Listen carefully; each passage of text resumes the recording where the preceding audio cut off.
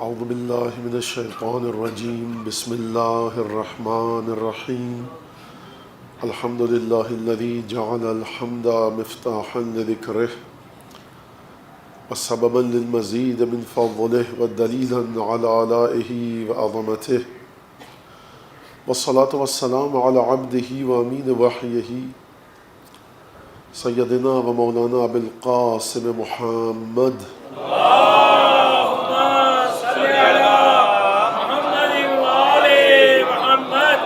وعلى أهل بيته الطيبين الطاهرين الذين أذهب الله عنهم الرجس وطهرهم تطهيرا. اللهم صل على محمد وآل محمد واللعن الدائم على أعدائهم أجمعين. أما بعد فقد قال الله الحكيم في كتابه المجيد أعوذ بالله من الشيطان الرجيم قل لا اسألكم علیہ اجرا الا المودۃ فی القربہ. پروردگار عالم قرآن مجید میں ارشاد فرما رہا ہے نبی کریم کی رسالت کے سلسلے میں. سورہ شورى کی مشہور اور معروف آیت ہے. پورے قرآن مجید میں اگر آپ دیکھیں تو انبیاء کی زحمتوں کا ذکر ہے، انبیاء کی محنتوں کا ذکر ہے، اور وہ عظیم الشان محنتیں، عظیم الشان زحمتیں، عظیم الشان ابتلاءات، آزمائشات، امتحانات کہ پروردگار نے انبیاء سے اتنے کٹھن امتحان لیے اور ان امتحانات کا ذکر کیا قرآن مجید میں. یقیناً نبی کریم کی رسالت خاتم رسالت ہے، ختم رسول ہے، خاتم نبوت ہے. اب اس کے بعد کوئی نبی نہیں آئے گا، اب اس کے بعد کوئی رسول نہیں آئے گا. لہٰذا نبی کریم کا امتحان سب سے بڑا ہونا چاہیے. نبی کریم کی آزمائش اور ابتلا سب سے کٹھن ہونا چاہیے. میں ایک اشارہ دے دوں تاکہ آپ کو نبی کریم کے امتحانات اور آزمائشات کا اندازہ ہو سکے. اور یقیناً شاید یہ بات جو میں پیش کرنے والا ہوں آپ میں سے بہت سوں کو اس کا علم ہوگا، کیونکہ الحمدللہ بر صغیر میں بکثرت اس طرح سے اس موضوع پر گفتگو کی گئی ہے. لیکن نوجوان بچے بیٹھے کہ پروردگار عالم نے سب سے زیادہ کٹھن ترین امتحانات حضرت ابراہیم سے دیے، اور جس طرح سے امامت کا ذکر ہے حضرت ابراہیم کے قرآن میں، اس طرح سے گزشتہ انبیاء کی امامت کا ذکر قرآن میں نہیں ہے. اور پھر امتحانات حضرت ابراہیم کو ان کا ذکر کیا، اور ہوتے ہوتے تمام امتحانات کے بعد آخری امتحانات جناب اسماعیل کا ذبح تھا کہ جناب اسماعیل کو ذبح کرنے کا حکم دیا گیا. سورہ فصلت کے اندر ہو بہو بالکل عیناً آیت یہی ہے جو میں آپ کے سامنے جس کا ترجمہ پیش کر رہا ہوں. وہ یہ کہ چھری نہیں چلی، آپ سب کو پتہ ہے، آپ سب اس بات سے واقف ہیں. اور پروردگار نے یہ فرمایا وہاں پر کہ وَتَرَكْنَا عَلَيْهِ فِي الْآخِرِينَ، ہم نے اس امتحان کو دوسروں پر چھوڑ دیا. وَفَدَيْنَاهُ بِذِبْحٍ عَظِيمٍ، اور ہم نے فدیہ دیا کیونکہ ایک ذبح عظیم بعد میں ہونا تھا، اس کی وجہ سے ہم نے یہ فدیہ دے دیا اور اسماعیل کو ذبح سے بچا لیا. اب سوال یہ ہے کہ ابراہیم کا مقام اتنا بلند تھا کہ بیوی بچوں کے بارے میں حکم دیا گیا کہ جاؤ مکے کی بیاب ہو گیا چٹیل پہاڑی پہ، چٹیل میدان میں، صحرا میں، دشت میں چھوڑ کر آ جاؤ. ابراہیم نے یہ کام کر لیا. اور پھر اس کے بعد جب تاریخ آگے بڑھی تو حضرت ابراہیم کو اسماعیل کے ذبح کا حکم دیا گیا.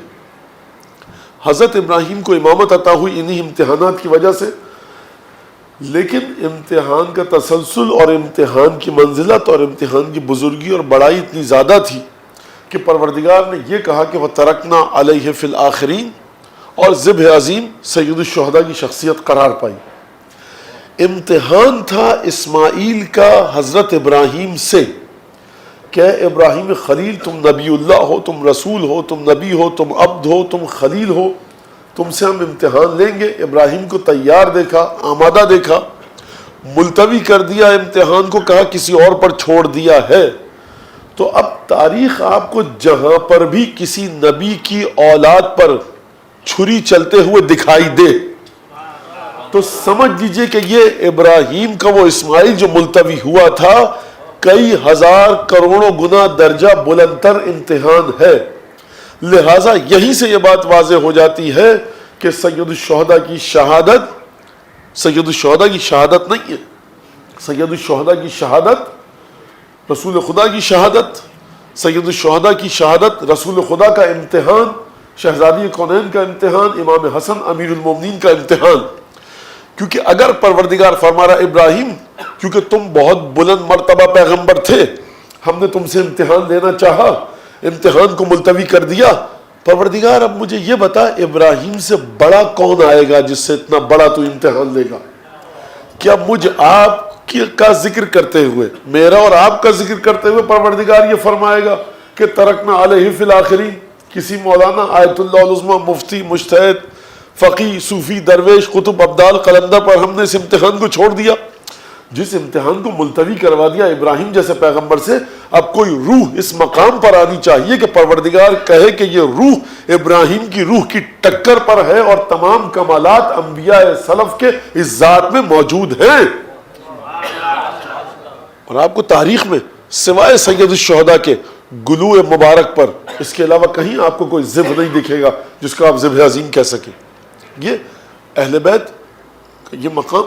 اب اس مقام کے بعد اور ان عظمتوں کے بعد قُلْ لَا أَسْأَلُكُمْ عَلَيْهِ أَجْرًا إِلَّا الْمَوَدَّةَ فِي الْقُرْبَى، یعنی جب آپ رسول خدا کو، نبی کریم کو ان کی رسالت کا اجر دینا چاہیں تو یہاں پر یہ کہہ کر جان نہیں چھوڑا سکتا کوئی کہ نبی کریم پر ذمہ داری تھی رسالت کے پیغام کو پہنچانے کی، اور دیگر انبیاء کی طرح جو مسلسل سورہ شعراء میں اس بات کو بیان فرما رہے ہیں. قرآن میں کئی مقام پر ہے، دیکھو ما سألتکم من اجر فہو لکم، اور جو میں تم سے اجر چاہتا ہوں وہ تمہارے لیے ہے، یہ اجر خود تمہارے لیے ہے.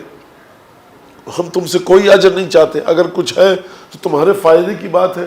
لیکن رسول خدا کی جب باری آئی تو پروردگار عالم قرآن میں فرما رہا ہے لا اسألکم علیہ اجرا الا المودۃ فی القربى، حبیب ان سے کہو کہ میں تم سے رسالت کا کوئی اجر نہیں چاہتا سوائے یہ کہ میری آل سے محبت کرو. اب یہ جو محبت ہے رسول خدا سے یہ کس طرح سے کی جائے؟ عجیب بات ہے، میں کئی دفعہ یہ عرض کر چکا ہوں آپ کے سامنے کہ کام کیا رسول خدا نے، زحمت ہے نبی کریم کی. عقل کیا کہتی ہے؟ اجر آپ اسی کو دیجئے جس نے رسالت کے لیے تکلیفیں اٹھائیں. بھئی آپ نے آ کر میرے گھر میں کام انجام دیا، مزدوری میں آپ کو دوں گا، اجر آپ کو دوں گا.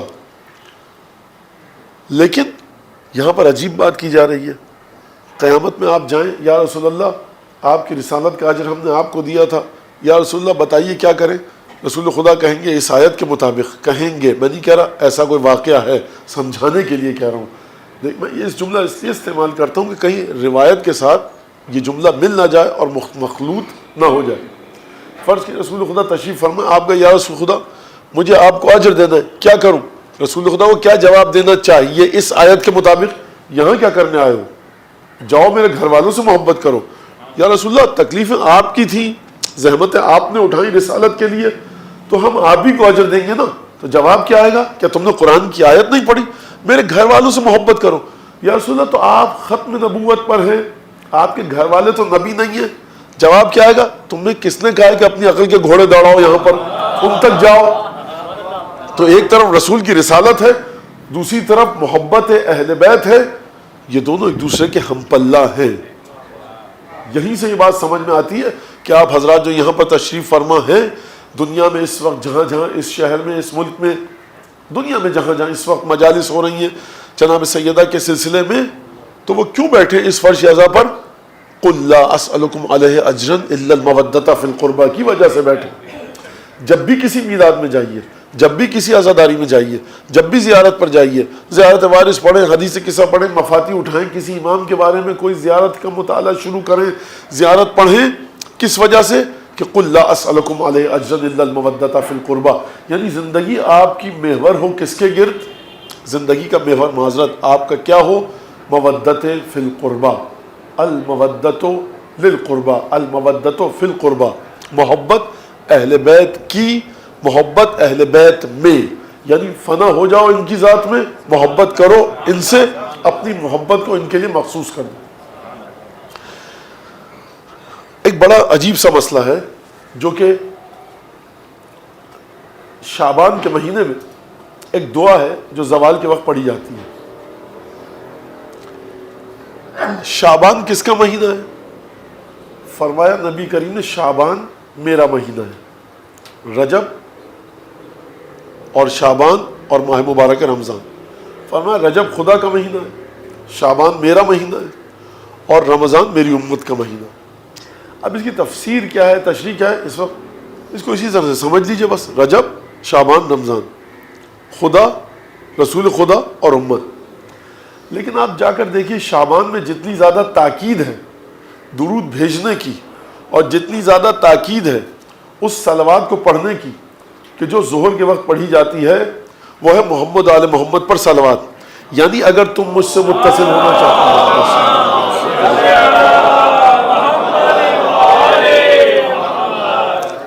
یعنی تم مجھ سے اگر متصل ہونا چاہتے ہو تو درود بھیجو میری آل پر. میں یہاں پہ 2-3 جملے آپ کے سامنے پیش کروں گا اس درود کے, اس صلوات کے. طویل ہے, طویل اتنی نہیں, اگر کوئی پڑھنا چاہے تو مشکل سے وہ شاید 1 منٹ 45 سیکنڈ کی ہے. یہ میں اس لیے بتاتا ہوں کہ بچے گھبرائیں نہیں کہ مولانا نہ جانے کس کی طرف بھیج رہے ہیں, کس صلوات کی طرف.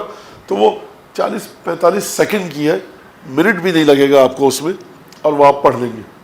لیکن اس کا ثواب بہت زیادہ ہے. شعبان کے مہینے میں وارد ہوئی ہے, آپ کبھی بھی وہ صلوات پڑھ سکتے ہیں, کوئی حرج نہیں ہے. اب اس صلوات پر توجہ کیجئے گا آپ. پھر جناب سیدہ کا خطبہ, اور اس میں سبب میں مسلسل یہ لفظ استعمال کر رہا ہوں کہ وجود جناب سیدہ. لگتا ہے کہ وجود سیدہ کے اندر ایک کھولن ہے, ایک ابال ہے, ایک غم کے بادل ہیں جو امڑے چلے آ رہے ہیں. سیدہ کس طرح سے اپنے غم, اندو, حزن اور ملال اور غصے کو, غم اور غصے کو کس طرح سے اپنے وجود سے باہر نکال کر پیش کریں تاکہ مسجد نبوی میں بیٹھے ہوئے مسلمان اس بات کو سمجھ لیں. یہ مسلمان کون ہیں؟ یہ مسلمان وہ ہیں کہ جو رسول کو سیدہ کے دروازے کے سامنے مصلی بچھا کر نماز پڑھتے ہوئے دیکھ چکے ہیں. یہ مسلمان وہ ہیں جو جناب سیدہ کے دروازے کے آگے رسول خدا کو دست سوال دراز کرتے ہوئے دیکھ چکے ہیں. مذاق نہیں ہے یہ بات. مومن کی تعریفوں میں سے ایک تعریف یہ ہے لا يرفعون حوائجهم الى الناس. مومن ہر کس و ناکس کے سامنے ہاتھ نہیں پھیلاتا, اس کے سامنے ہاتھ پھیلاتا ہے مومن کہ جو مومن ہو. اگر مومن نے مومن کے سامنے اپنی مدد کی درخواست کی تو گویا خدا سے درخواست کی. اب مجھے یہ بتائیے کہ مومن کو حکم ہے کہ مومن کے سامنے دست سوال دراز کرے. سب سے بڑا مومن کائنات میں کون ہے؟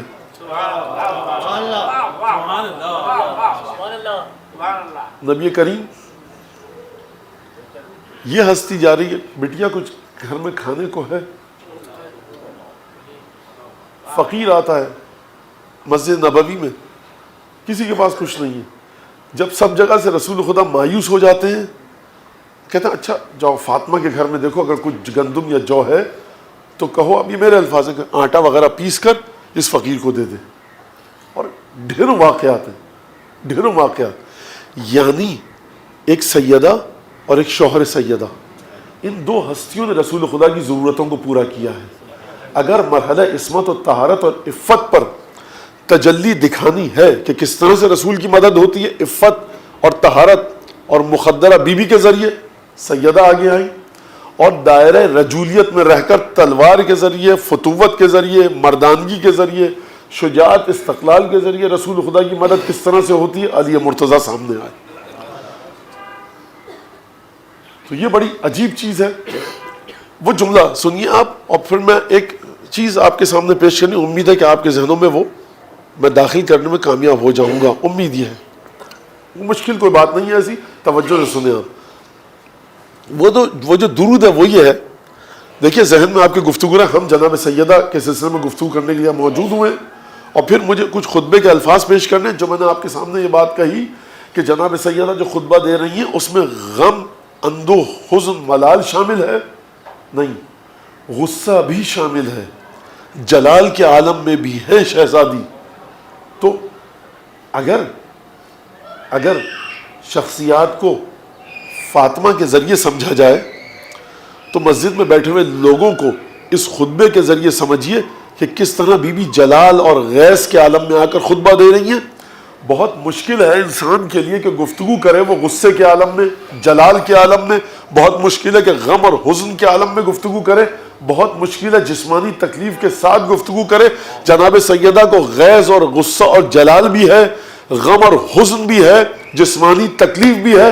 ان تینوں تکلیفوں کے ساتھ شہزادی نے خطبہ دیا، اور کیا خطبہ دیا ہے. صلی اللہ علیہ یا بنت رسول اللہ. درود بھیجیے ایک شہزادی کے بارے.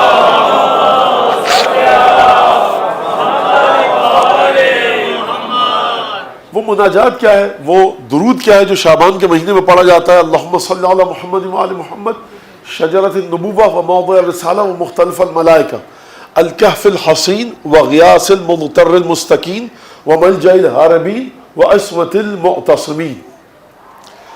ایک ایک لفظ کا ترجمہ آپ سنیے، اور پھر اس کو میں مرتبط کرتا ہوں جناب سیدہ سے. سب سے پہلا لفظ کیا ہے کہ اللہم درود بھیجا گیا، اللہم صلی علی محمد و آل محمد.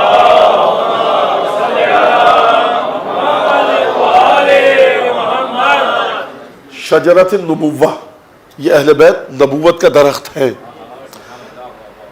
درخت ہوتا ہے امرود کا، آم کا، انار کا.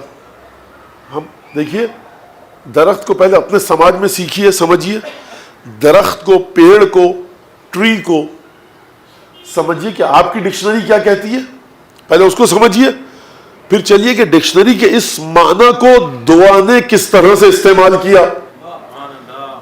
کیونکہ جب عربی زبان میں گفتگو ہو رہی ہے، اردو میں، ہندی میں، سنسکرت میں، انگریزی میں، فرانسیسی زبان میں، تو ڈکشنری دیکھی جائے گی اور ڈکشنری سے مدد لی جائے گی کہ ڈکشنری نے، لغت نے، اہل زبان نے اس لفظ کو استعمال کیا تو کس طرح سے کیا. اور جب حدیث میں اہل بیت نے، رسول خدا نے استعمال کیا تو اس معنی کی حفاظت کرتے ہوئے اس نئے معنی میں استعمال ہوا. یہ نہیں ہو سکتا کہ ڈکشنری کے معنی کو خدا یا رسول خدا مکمل طور سے تبدیل کر دے. رسول خدا ڈکشنری لکھنے نہیں آئے، ڈکشنری کے معنی کو بہترین مقام پر استعمال کرنے کا علم رسول خدا کو ہے. افصح العرب ہے، فصیح و بلیغ ترین ہے عربوں کے درمیان. شجرۃ النبوہ، آم امرود کا درخت ہوتا ہے، فالسے کا درخت ہوتا ہے. یہ ہے نبوت کا درخت. یعنی کیا مطلب نبوت کا درخت؟ یعنی جہاں تک تم ان 12 اماموں کی شخصیت کے پھیلاؤ کو دیکھو گے تو یاد رکھنا جو برکتیں، نورانیت، جو پاکیزگی نبوت میں ہے، نبوت کی پاکیزگی ان کے ذریعے پھیلے گی. جب نیم کا درخت آپ نے لگایا، ہم کہیں نیم کا درخت، یعنی نیم کا درخت جہاں تک نیم کا درخت ہے. میں پہلے بھی کچھ دن پہلے مثال کو ایک اور حوالے سے عرض کیا تھا کہ جہاں تک نیم کا درخت ہے اور نیم کے درخت کے اثرات ہیں وہاں تک نیم کا درخت ہے. بڑی کامن سینس والی بات ہے یہ. جہاں تک نیم کے درخت کی شاخیں، ٹہنیاں، ڈنٹھل، پتے، نبولی، سایہ ہے وہاں تک نیم کا درخت ہے. تو نیم کا درخت، توجہ کیجئے گا، نیم کا درخت یہ کیسے بتائے کہ میں کہاں تک ہوں. جہاں تک آپ نیم کے درخت کو زبان دیجئے، اے نیم کے درخت تو کہاں تک ہے، جواب آئے گا جہاں تک میرا سایہ ہے، جہاں تک میرے پتے ہیں، جہاں تک میری ٹہنیاں ہیں، جہاں تک میرے ڈنٹھل ہیں، جہاں تک ایک فزیکل ایگزسٹنس ہے، اس کی ایک فزیکل پریزنس ہے، ایک طبیعی وجود ہے نیم کے درخت کا. چلیے آپ نے توجہ سے سنا تو اب آپ کا حق بنتا ہے کہ میں مزید کھولوں اس مثال کو. آپ نیم کے درخت کے سامنے کھڑے ہو جائے، کہیے نیم کے درخت تو کہاں ہے، وہ کہے گا میں یہاں ہوں. آپ کہیں گے نہیں کہاں پر، جڑ میں، تنے میں، پتوں میں، ٹہنیوں میں، نبولی میں. وہ کہے گا یہ پورا کا پورا وجود نیم کا درخت ہے. تو یہ تیرا سایہ کیا ہے، یہ تیرے ڈنٹھل کیا ہیں، یہ کہے گا یہ میرے وجود کی تجلیاں ہیں. تو آل محمد نام ہے شجرۃ النبوہ، یہ ہے نبوت کا درخت. یعنی نبوت کی نورانیت کو، نبوت کی لطافت کو، نبوت کی پاکیزگی کو، نبوت کے علم کو، نبوت کی کرامت کو، شفاعت کو. غرض یہ کہ نبوت میں جتنے کمال ہیں وہ پھیلیں گے کیسے؟ جس طرح سے نیم کا درخت جتنا پھیلتا جائے گا آپ کہیں گے بہت زیادہ پھیل گیا نیم کا درخت. مرکز ہے جڑ. اگر جڑ نہ ہو نیم کا درخت پھیلاؤ اختیار نہیں کر سکتا. تو کہا کہ جس طرح سے نیم کا درخت جب پھیلاؤ اپنا اختیار کرتا ہے، اپنے وجود کا اظہار کرتا ہے، خوب توجہ کیجئے گا، مجھے نہیں پتا نیم کا درخت بیج کے ذریعے لگتا ہے، قلم کے ذریعے، وہ مجھے نہیں پتا، فرض کیجئے بیج کے ذریعے تھوڑی دیر کے لیے. یہ جو بیج ہے نیم کے درخت کا، یہ نیم کا درخت ہے کہ نہیں ہے بھی اور نہیں بھی ہے. پوٹینشل ہے اس میں، صلاحیت ہے، لیکن اگر اس میں سے تنا، شاخیں، ٹہنیاں نہ نکلتی، نیم کا یہ درخت اسی بیج میں مر جاتا. آم کی گٹھلی میں، آم کی گٹھلی کو آپ کہہ سکتے ہیں نا آم کا درخت ہے. ایک باٹنی پڑھنے والا نوجوان یا بچی یا بچہ کہہ سکتے ہیں کہ یہ آم کا درخت ہے. کیسے؟ پوٹینشل ہے، صلاحیت ہے، استعداد ہے. یعنی جہاں تک جب آپ اس کو دبایا درخت نکلا. مثال آپ سمجھ گئے، وقت ضائع نہ کروں آپ کا. یعنی اے نیم کے درخت تو کہاں تک ہے؟ جہاں تک میرا وجود ہے. تیرا وجود کہاں تک ہے؟ میرے وجود کی علامت پتے ہیں، ٹہنیاں ہیں، نبولیاں ہیں، میرا سایہ ہے. اور دیکھو جب تم فزیکل، طبعی اور وہ والیوم میرا احساس نہ کر سکو تو میری ذات میں سے ایک بھینی بھینی خوشبو نکلتی ہے. وہاں تک میرے اثرات جاتے ہیں جب قدرتی اور طبعی وجود ختم ہو جاتا ہے. شجرۃ النبوہ، اہل بیت نبوت کا درخت ہے. یعنی جہاں پر بھی تم دیکھو سید الشہداء نظر آئیں، جہاں دیکھو فاطمہ معصومہ قم نظر آئیں، بی بی زینب نظر آئیں، شہزادہ علی اکبر نظر آئیں، قاسم ابن حسن نظر آئیں، علی اصغر نظر آئیں، یہ سب نبوت کے درخت ہیں. جو توقع تم کو رسول خدا سے ان کی رحمت کی ہے،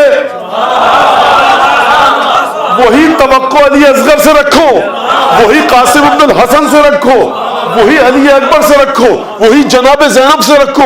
کیونکہ درخت کے پتوں، ٹہنیوں، شاخوں، ڈالیوں میں درخت کی ہی خاصیت آتی ہے. ٹہنیوں میں اس خاصیت کے علاوہ کچھ ہوتا نہیں ہے جو خود درخت کی حقیقت ہو. اصلاً اصولاً بنیادی طور پر درخت کی حقیقت اس کے پھول، پتے اور ٹہنیوں کے ذریعے ہی نمودار ہوتی ہے. اگر نہ ہو ٹہنیاں، ڈالیاں، پتے، درخت کی حقیقت نمودار نہیں ہو سکتی. تو اہل بیت کا پہلا احسان آپ پر کیا ہے سمجھے آپ؟ پہلا احسان یہ ہے کہ جو دنیا اور مافیا سے بہتر ہے، پوری کائنات عالم ما سوا ایک طرف، اہل بیت کے وجود کی یہ خصوصیت ایک طرف کہ شجرۃ النبوہ، یعنی اگر یہ نہ ہوتے تو بنی امیہ اور بنو عباس کے ان بد کردار بادشاہوں کے ذریعے رسول خدا کی نورانیت پہنچتی.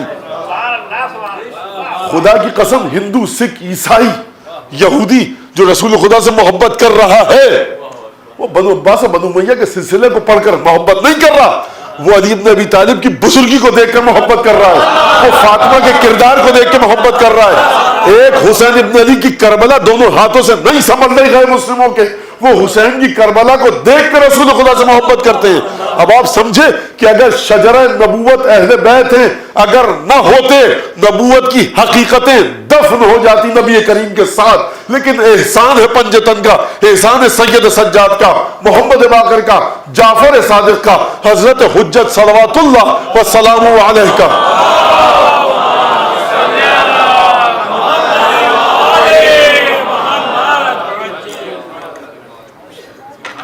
احسان کیا ہے؟ کہ آپ کو اس نور سے واقف کروایا، نور سے آگاہی دی. نور نبوت چراغ کی طرح ہے. مثل نور ہی کمشکات فیہا مصباح، سورہ نور آیہ نور. مثل نور ہی کمشکات فیہا مصباح. آپ چلتے کس کے ذریعے ہیں؟ چراغ جلاتے ہیں مٹی کا تیل ڈال کے، یہ لو جل رہی ہوتی ہے. ہوا سے، ہوا جب چلتی ہے تو اس لو کو بجھنے سے بچاتا کون ہے؟ وہ شیشے کا ایک حفاظتی گولا ہوتا ہے، وہ بچاتا ہے. آپ نور کو دیکھ رہے ہیں، چراغ کہہ رہا ہے اس حفاظتی گولے سے اگر تو نہ ہوتا میرا نور بجھ چکا ہوتا. ذات رسول خدا فرما رہی ہے اپنی اولادوں سے، اپنی بیٹی سے، اے حسن اور اے حسین، اے محمد باقر، اے جعفر صادق، اے سیدہ، اگر تم نہ ہوتی میرا نور کون پہچان سکتا تھا؟ شجرۃ النبوہ، یعنی نبوت کا درخت ان ہستیوں کے ذریعے اس کا پھیلاؤ وجود میں آ رہا ہے. وموضع الرسالہ، پیغام جو رسول کا ہے وہ کہاں پر رکھا جاتا ہے؟ وہ ان کی ذات میں رکھا گیا. رسالت یعنی پیغام بری، پیغام دینا. رسالہ خط کو بھی کہتے ہیں، رسالہ یعنی پیغام، یعنی میسج. موضع الرسالہ، رسالت کے پیغام کو ان کے ذات میں رکھا گیا. مختلف الملائکہ، یہ ملائکہ کی آمد و رفت کی جگہ ہے. جب زندہ ہوتے ہیں تب ملائکہ ان کے چوکھٹ پر آمد و رفت رکھتے ہیں، اور جب یہ دنیا سے چلے جاتے ہیں تو ملائکہ ان کی قبر کے گرد آ کر ان کی قبروں کا طواف کرتے ہیں۔ کیوں طواف کرتے ہیں؟ کیونکہ یہ گھر ہے رسول خدا کا۔ اب ادھر مجھے نہیں جانا، بات بہت طویل ہو جائے گی، یعنی جہاں پر بھی معصومین کی قبریں ہیں اور ان ہستیوں کی کہ جن کے لیے نص اور حدیث آئی ہے، جن کی عظمت کے لیے وہ بلا شک و شبہ مطاف ملائکہ ہیں، وہاں پر ملائکہ طواف کرتے ہیں، جیسے جناب زینب، حضرت علی اکبر، حضرت ابو الفضل عباس، بی بی معصومہ قم اور دیگر کتنے امامزادے کہ جن کا نام اس وقت لینے کا یقیناً وقت نہیں ہے، جو مشہور و معروف امامزادے ہیں، ان کی بات میں نے آپ کے سامنے بیان کی۔ مختلف الملائکہ، اب ملائکہ کیوں آتے ہیں؟ اس کی وجہ یہ ہے کہ جب عالم غیب میں جن سے تسبیح، تقدیس، تحلیل سیکھی، شکریہ ادا کرنے تو آئیں گے نا ان کی قبروں پر۔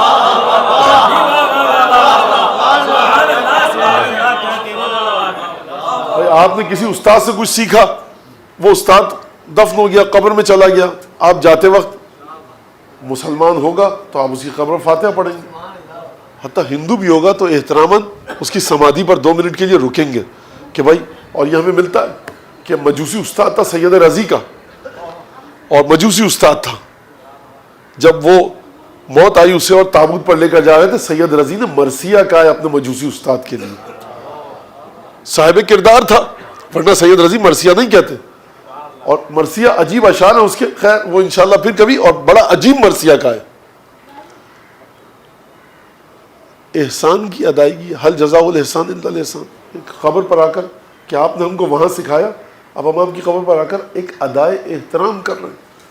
مختلف الملائکہ، اگلا جملہ سنیے، الکہف الحصین وغیاث المضطر المستکین وملجہ الہاربین وعصمت المعتصمین، یہ جو الفاظ ہیں نا یہ بڑے کام کے، یعنی مولانا ابھی تک کے الفاظ کام کے نہیں تھے، نہیں وہ بھی کام کے تھے، لیکن یہ فقراء، غرباء، درماندہ لوگ، بیچارے لوگ، مسکین لوگوں کے لیے بڑے کام کے جملے ہیں۔ کیا فرمایا اس دعا نے کہ ملجا الحاربین، ملجا کہتے ہیں پناہ گاہ کو، حاربین کہتے ہیں بھاگنے والے کو، ملجا الحاربین والکہف الحصین، وہ غار جو بہت مضبوط ہے، وغیاث المضطر المستکین، غیاث کہتے ہیں مدد کو، لیکن خاص مدد کو میں بھی آپ کے سامنے پیش کروں۔ غیاث ائمہ کون ہے؟ غیاث ہے، یعنی مدد ہے کس کی؟ المضطر المستکین، مستر یعنی بیچارہ ہو چکا ہے، اس کے پاس مدد کا کوئی راستہ نہیں، مستر سمجھنا ہے نا آپ کو تو تصور کیجئے خدا تمام مومنین و مومنات کو اور اہل بیت کے چاہنے والوں کو اس مصیبت سے بچائے اس طرح کی، جب وہ مستر ہو جائیں، اور اگر مستر ہو تو حضرت حجت کی مدد ان کے شامل حال ہو، بی بی فاطمہ کے صدقے میں۔ مستر کو سمجھنا ہے نا آپ کو، تو سمجھیے کہ وہ شخص جو دریا میں، سمندر میں ڈوب رہا ہے، دور دور تک مدد کا کوئی امکان نہیں، تنکا بھی دیکھتا ہے تو اس پر ہاتھ مارتا ہے، اس کو کہتے ہیں ڈوبتے کو تنکے کا سہارا۔ اور مستر کو سمجھنا ہے تو اس انسان کو سمجھیے کہ کمرے میں ہے، چاروں طرف آگ بھڑک چکی ہے، آگ سے نکل نہیں پا رہا، یہ ہے مستر۔ لیکن کون سا مستر؟ ہر مستر نہیں، اضطرار خود ایک بہت بڑی گرفتاری ہے، اضطرار خود ایک بہت بڑی مصیبت ہے، اضطرار خود ایک بہت بڑی پریشانی ہے، اضطرار سے بڑھ کر کوئی پریشانی نہیں، لیکن اضطرار اپنی اعلیٰ ترین حد پر جب پہنچ جائے، وَغِيَاثُ الْمُضْطَرِّ الْمُسْتَكِينَ، یعنی وہ مضطر انسان جو اضطرار کی حالت میں ہے، جس کے ہاتھ کسی کا سہارا نہیں ہے، اور وہ اس حد تک بیچارہ ہو چکا ہے، مستکین یعنی بیچارہ، یعنی ٹوٹ پھوٹ کا شکار ہو چکا ہے، بے یار و مددگار ہے، آخری حد پر اہل بیت اس کی مدد ہے، لیکن کس طرح سے اس کی مدد ہے؟ غیاث، عربی میں ایک لفظ ہے غیاث مدد کے معنوں میں، ایک ہے اعانت، ایک ہے عون، ایک ہے نصرت، یہ تمام کے تمام معنی عربی میں مدد کے لیے ہیں، لیکن یہاں پر مولا نے غیاث کے لفظ کو استعمال کیا، یعنی کیا مطلب؟ غیاث اس شخص کو کہتے ہیں مدد کرے کہ جب مشکلات میں گھرا ہوا شخص بیچارگی کے ساتھ کسی کو پکارے اور وہ مدد آئے تو اس کو کہتے ہیں مستغیث۔ غیاث المضطر المستکین وملجأ الحاربین، جب لوگ بھاگتے ہیں نا تو پناہ گاہ ان کو جو ملتی ہے وہ اہل بیت کی ملتی ہے۔ یہ کس سے بھاگتے ہیں لوگ؟ مشکلات سے، سب سے بڑی مشکل کون سی ہے اس دنیا میں؟ سب سے بڑی مشکل یہ ہے کہ انسان کا خاتمہ بخیر نہ ہو، کروڑ پتی ہو، ارب پتی ہو، لیکن مرنے کے بعد نعوذ باللہ علیہ باللہ جہنم میں چلا جائے، برزخ میں اس کی قبر میں مختلف طرح کے عذاب آئیں، فشار قبر ہو۔ سب سے بڑی مشکل یہی ہے، اس سے بڑی کوئی مشکل نہیں ہے۔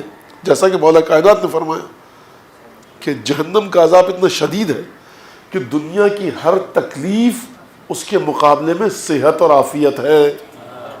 یہ مولا کائنات کے الفاظ ہیں، دنیا کی ہر تکلیف جہنم کی تکلیفوں کے مقابلے میں عافیت ہے، خیریت ہے، سلامتی ہے۔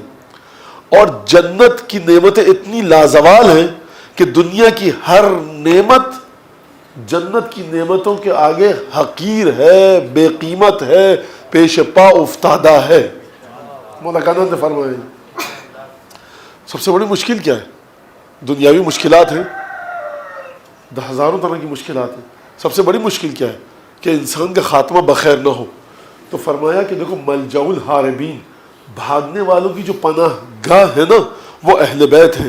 یعنی مولا یہ بتائیے کہ ہم کس چیز سے بھاگیں تو اہل بیت کی پناہ میں جائیں؟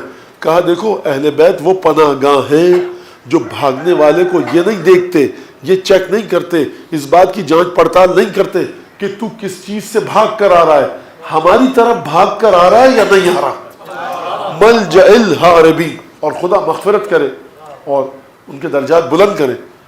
عجیب جملہ ہے ایک مرجع تقلید کا کہ مطلب آپ سب جانتے ہیں مرحوم آغا بہجت، خدا ان کے مغفرت فرمائے اور ان کو آمرزش اور مغفرت اور رضوان خدا عطا ہو انشاءاللہ، کہ انہوں نے کہا کہ امام رضا سے میں نے اس جملے کو سنا ہے کہ کیا یہ ممکن ہے کہ کوئی ہم سے پناہ مانگے اور ہم پناہ نہ دیں؟ یعنی آپ دیکھیے کہ معرفت اہل بیت کے لیے کتنا یہ چھوٹا، یہ کیا ممکن ہے کوئی ہم سے پناہ مانگے اور ہم پناہ نہ دیں؟ گدا اگر کاہل بود تقصیر صاحب خانے چیز، فقیر اگر خود کاہل ہے، ایک دفعہ دروازہ کھٹکھٹانے کے بعد دوسری دفعہ نہیں کھٹکھٹا رہا تو گھر والوں کی کیا غلطی ہے؟ دروازہ کھٹکھٹاتے رہو جب تک نہ کھلے۔ ہاں اس دروازے کے علاوہ کوئی اور دروازہ ہے تو وہاں چلے جاؤ۔ یہ میں ان لوگوں سے گفتگو کر رہا ہوں جن کے لیے یہی دروازہ ہے اور اس کے علاوہ کوئی اور دروازہ نہیں ہے۔ فرمایا درود بھیجے محمد آل محمد کی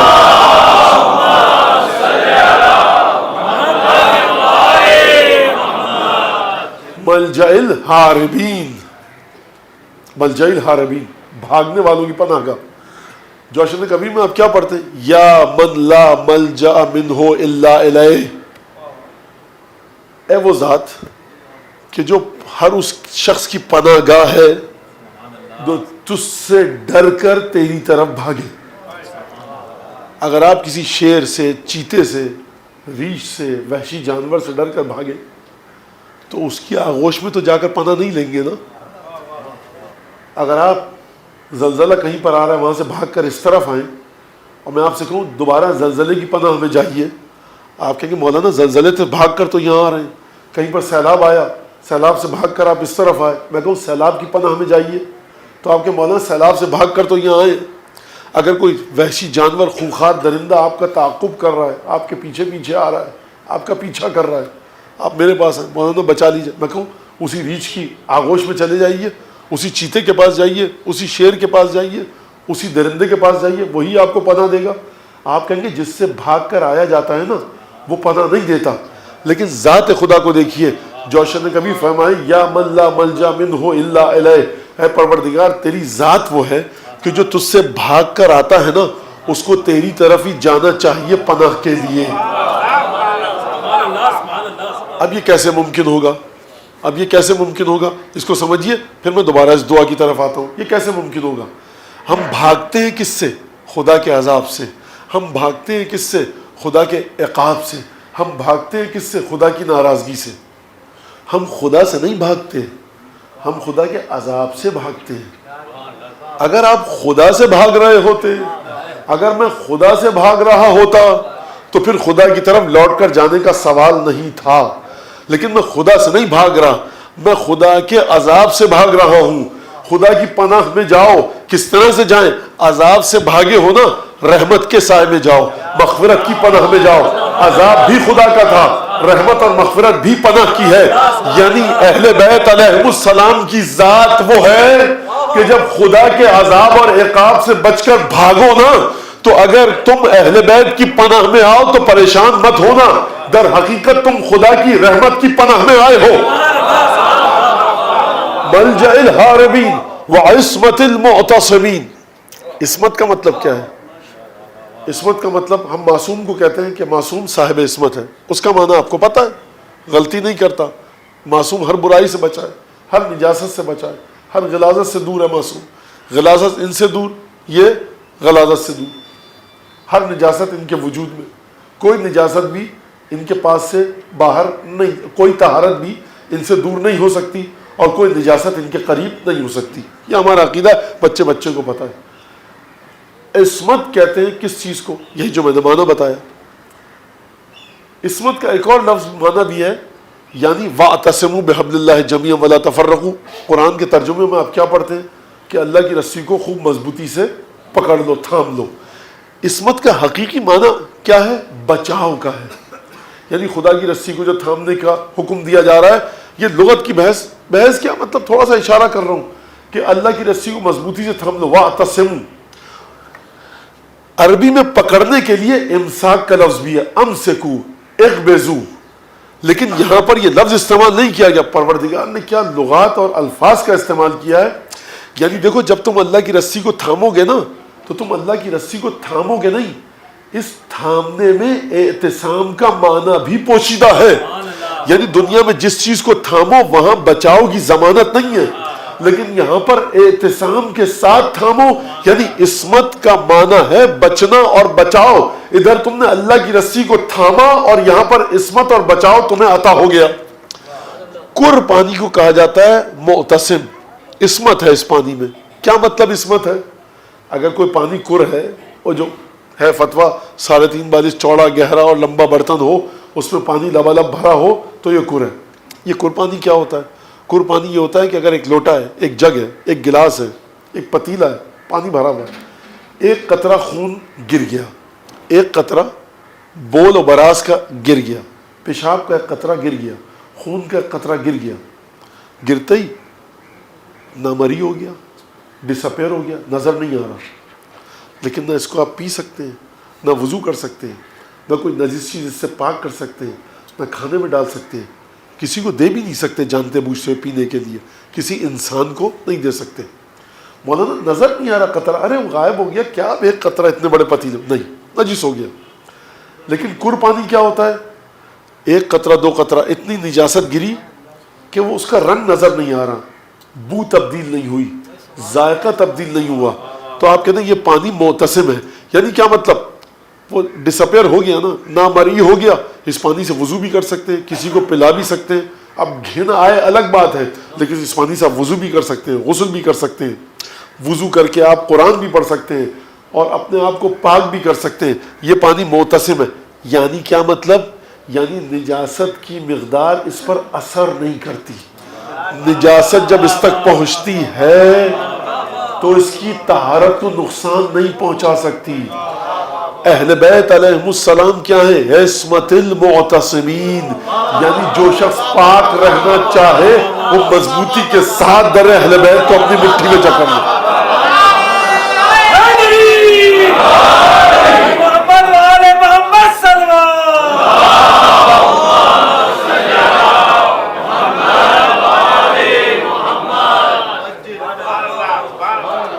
اس عصمت کا مرحلہ کیا ہے؟ یہ عصمت کہاں تک جاتی ہے؟ اب دیکھیں، یہ امام کی موجودگی کی بات کر رہا ہوں، یہ آج کل کی بات نہیں کر رہا کہ آپ اور ہم فتوے دیتے پھریں اور اس میں مہرے لگاتے پھریں، یہ امام کے موجودگی کی بات کر رہا ہوں، جب امام اپنے وجود ظاہری کے ساتھ موجود ہے۔ حر آیا، یا ابن رسول اللہ، توبہ کی کوئی جگہ ہے؟ حر جو گفتگو آپ کے سامنے، جاؤ حر دیکھو 200 دفعہ استغفر اللہ استغفر اللہ ربی واتوب الیہ پڑھو، نماز جعفر تیار پڑھو، سجدے میں جاؤ 1000 دفعہ الاف الاف کہو۔ ہم کو مراجع کا فتویٰ ہے، سب کا فتویٰ ہے یہ، ایک میں نے گناہ کیا، جب بھی یاد آتا ہے کیا کریں حضور؟ حضرت آیت اللہ العظمیٰ کیا کریں جب بھی گناہ یاد آئے؟ جب بھی یاد آئے استغفر ربی واتوب الیہ کہو. کتنی کہیں کا تعداد ہم معین نہیں کر سکتے. جب تک ذہن میں گناہ کا خیال آ رہا ہے، جو سابقہ گناہ تھا استغفار پڑھتے رہو، درود پڑھتے رہو، امید ہے کہ خدا بخش دے. اچھا حضور ایک دفعہ گئے مشہد میں، اس گناہ کا خیال آیا جو کیا تھا، پتہ نہیں لاکھوں دفعہ استغفار پڑھ لی. اب کراچی آئے شب جمعہ کو پھر خیال آیا، پھر استغفار پڑھو، گناہ کا پھر پڑھو. اچھا پھر آیا پچھلے جمعے کو 1 لاکھ پھر پڑھو. اچھا دل چاہ رہا ہے کہ سجدے میں جا کے الاف کریں اس گناہ کی وجہ سے، مرجے کا فتویٰ کہے گا ہاں کرو. اتنا بڑا گناہ. حسین کے پاس آئے، توبہ کی کوئی سبیل ہے؟ ادھر ابرو ہلی، گناہ معاف ہو گیا.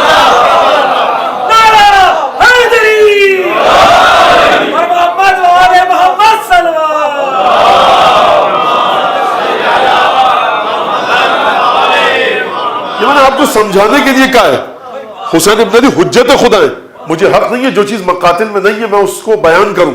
یہ میں نے سمجھانے کے لیے کہا کہ ادھر حسین ابن علی کی ابرو ہلی، جنبش ہوئی سر مبارک میں، بات ختم ہو گئی. الاف استغفار کہاں گئی؟ کیونکہ اگر تم ان کا وجود سامنے ہے اور تم نے ان کی ابا کا دامن تھام لیا، ختم ہو گئی بات. اچھا یہ تو حسین ابن علی تھے. اب مزید سنیے بات کو آپ کہ عجیب سلسلہ ہے. روم کا سفیر بیٹھا ہے دربار یزید میں، ورود اہل بیت ہوا. کون لوگ ہیں؟ میں مصائب کی منزل پہ نہیں آیا ہوں.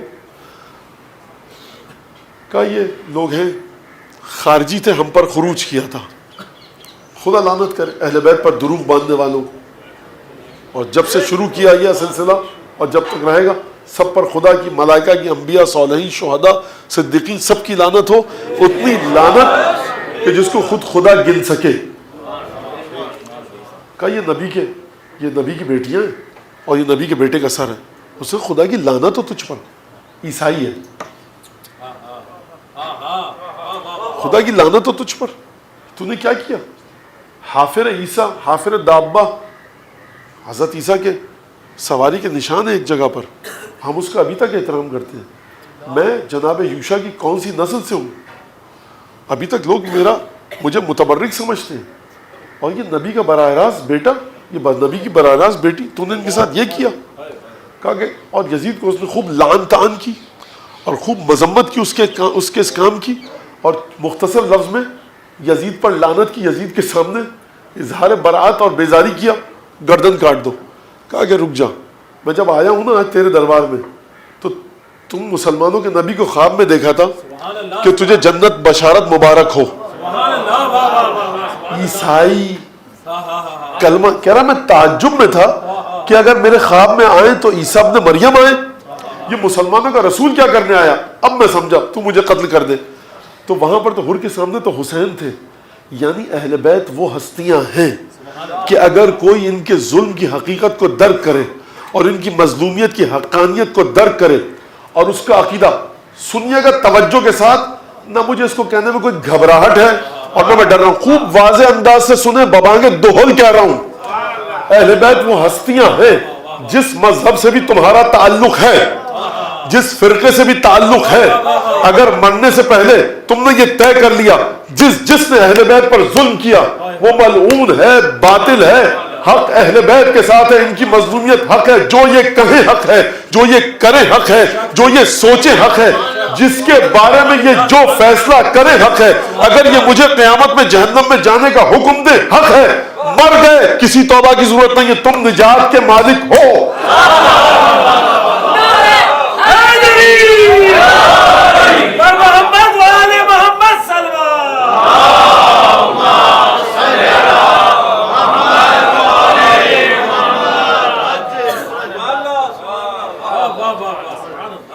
کس حدیث میں ہے، کس روایت میں ہے؟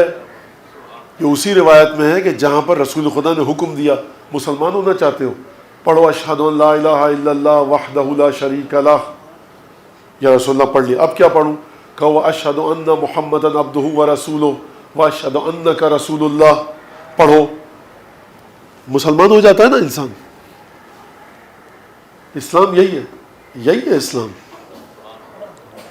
تو سب نجات میں ہے جو 30,000 کا لشکر حسین کے سامنے تھا. اسلام یہ نہیں ہے. اس کے مطابق اسلام یہ ہے کہ رسول کو رسول مانو. اگر رسول کسی گھر کے دروازے کو مسجد کے صحن میں کھلوا رہے ہیں تو دل میں ناگواری کا تاثر نہ آئے. رسول کسی کے بیٹوں کو اپنے کندھے پر بٹھا رہے ہیں, ناگواری کا تاثر نہ آئے. رسول چچا زاد بھائی کو کہہ رہے ہیں کندھے پر چڑھو, جس مہر نبوت کے دیدار کے لیے آپ ترستے رہتے ہیں. علی مرتضیٰ نے قدم رکھ کر بتوں کو گرایا ہے. آپ کے دل میں ناگواری کا, ٹھیک ہے ہمیں برا تو بہت لگا کہ علی کو کندھوں پہ چڑھا لیا, ہمیں برا تو بہت لگا حسن کو بٹھا لیا, برا تو بہت لگا کہ سیدہ کے لیے کھڑے ہو جاتے ہیں, لیکن بہرحال برداشت کیجئے. اب کیا ہے بیٹی محمد لا الہ الا اللہ محمد, صبح کی نماز رسول خدا کے ساتھ. حضور ایمان یہ ہے خدا کو آپ کی نماز روزہ نہیں چاہیے. اگر ضرورت ہے خدا کو آپ کی, ضرورت کا مطلب وہ نہیں ہے جو ہم اپنے لیے استعمال کریں. اگر خدا مطالبہ کر رہا ہے, تقاضا کر رہا ہے عبادتوں کا, تو آپ کے دل کی کیفیت وہی ہو جو خدا رسول کے بارے میں چاہتا ہے, تب نماز و روزے کی بات آئے گی. اگر آپ کے دل کی کیفیت رسول خدا کے دل کی کیفیت کے ساتھ مطابقت نہیں رکھتی تو اٹھک بیٹھک خدا کو نہیں چاہیے. تو آپ اسلام کس کو کہتے ہیں؟ اسلام کہتے ہیں نا کلمہ پڑھنے کو. تو ابھی تو آپ نے خود کہہ دیا کہ نہیں, جو کلمہ پڑھ لے اور اس کے بعد اس کے دل میں کیفیت ایسی ہو کہ اس کے دل میں نفرت آئے, تکلیف کا عنصر آئے, ناگواری کا عنصر آئے رسول خدا کے گھر والوں کے بارے میں, رسول خدا کے وہ فیصلے جو رسول خدا نے گھر والوں کے بارے میں کیے, تو آپ اسلام پر نہیں ہیں, آپ مسلمان نہیں ہیں. اب جو شخص ہندو تھا, عیسائی تھا, سکھ تھا, مرنے سے پہلے وہ سمجھ گیا جو کچھ ہے محمد اور آل محمد میں ہے, اور جو کچھ غلط ہے وہ محمد اور آل محمد کے دشمنوں میں ہے. یہ جو فیصلہ کریں وہ حق ہے, یہ جو کہیں وہ حق ہے, یہ خدا کے بارے میں جو کہیں حق ہے, یہ کائنات کے بارے میں جو کہیں حق ہے. حق ان سے ہے, ان کی طرف ہے, ان کے دشمن ملعون منفور جہنمی ہیں. تو حضور یہی تو کلمے کا عملی کام ہے, کلمے کا عملی تقاضا ہے. میں یہاں پر فقہی گفتگو نہیں کر رہا کہ اب آپ اس سے یہ نکالیں کہ فلاں شخص ہے تو وہ توضیح مسائل میں اس کو نجس کہا گیا لیکن مولا حسین سے بہت محبت کرتا ہے. میں فقہی لحاظ سے بات نہیں کر رہا, میں بات کر رہا ہوں قبر میں قیامت میں اس کے ساتھ جو عمل انجام دیا جائے گا. یہ میں ایک تھیوریٹیکل بات کر رہا ہوں, فرضیہ پیش کر رہا ہوں. اگر کوئی شخص اس مقام پر ہو لیکن اس کا طے کرنا ہمارے اختیار سے باہر ہے, صرف امام معصوم اس بات کو طے کر سکتا ہے کہ کون اس طرح سے مرا, کون اس طرح سے مرا. پھر میں کہہ رہا ہوں ہمیں آپ کو طے کرنے کا اختیار نہیں ہے, لیکن اگر کوئی شخص اس طرح سے کرے تو وہ اہل نجات ہے, کیونکہ یہ کلمے کا عملی معنی ہے, کلمے کا عملی تصور ہے اس طرح سے. تو اہل بیت کیا؟ عصمت المعتصمین وملجأ الہاربین وغیاث المضطر المستقیم, یہ اہل بیت ہے. اب اہل بیت یہ جناب سیدہ مسجد میں تشریف لائی ہیں, اور مسجد میں تشریف لانے کے بعد اس طرح سے غم و غصے کے ساتھ, اندوہ کے ساتھ, حزن کے ساتھ, ملال کے ساتھ یہ جو بی بی زہرا خطبہ دے رہی ہیں, اس میں بی بی نے بڑی عجیب گفتگو کی ہے, اور توحید پر کی ہے, اسلامی احکام پر کی ہے, فقہ پر کی ہے, رسالت پر کی ہے, نبوت پر کی ہے, امامت پر کی ہے, قرآن کی آیتوں کے بارے میں کی ہے. یعنی آپ دین کا کون سا ایسا پہلو ہے کہ جس پر جناب سیدہ نے گفتگو نہیں کی ہو اس مختصر سے خطبے میں. مختصر خطبہ نہیں ہے, لیکن میں یہ عرض کرنا چاہ رہا ہوں اگر اتنی تفصیل کے ساتھ کوئی بی بی, کوئی خاتون گفتگو کرے تو واقعا اس مختصر 5-6 شاید A4 پیپر میں اگر آپ کہیں اور اس کو آپ لکھیں یا ٹائپ کریں تو A4 کے 2 صفحے ہوں گے, 2.5 صفحے, پورا کا پورا خطبہ آ جائے گا اگر ذرا باریک فونٹ میں لکھا جائے. تو یہ مختصر خطبہ اس لیے میں کہہ رہا ہوں, آپ کہیں گے کہ 1.5-2 صفحے کا مختصر خطبہ, اس لیے کہ تمام کی تمام جو تفصیل کے ساتھ گفتگو فرمائی ہے جناب سیدہ نے وہ اتنی مختصر ہی کہا جائے گا. 2-2.5 صفحوں میں جب بی بی نے وہ تمام کی تمام چیزیں بیان کر دی. ایک درود بھیجیے محمد آل محمد.